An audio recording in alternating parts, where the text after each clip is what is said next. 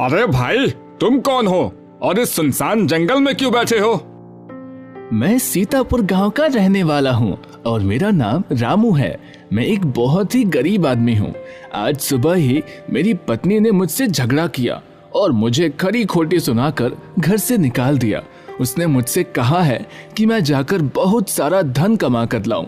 इसीलिए मैं किसी काम की तलाश में अपने घर से निकला हूं और चलते चलते थक कर इस पेड़ के नीचे बैठ गया। रामू, मैं देवपुर का प्रसिद्ध ज्योतिषी हूँ, चंद्र नारायण। अगर तुम चाहो तो मैं तुम्हारी गरीबी को दूर करके तुम्हें राजा बना सकता हूँ। क्या सचमुच ऐसा हो सकता है? हाँ रामू, ऐसा हो सकता है, लेकिन राजा बनने के लिए तुम्हें थोड़ा कष्ट सहना पड़ेगा। कष्ट? कैसा कष्ट?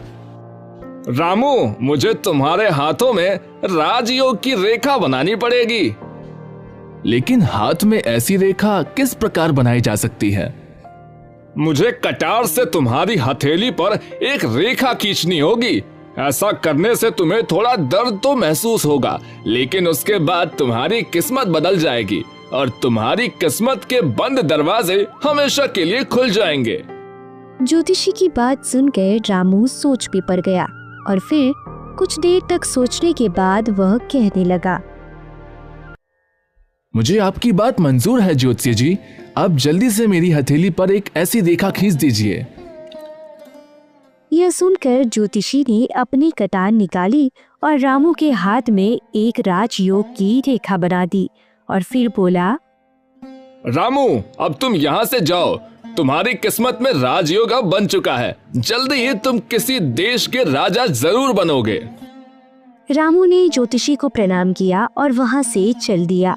उसके जाने के बाद ज्योतिषी भी देवपुर की ओर निकल गया।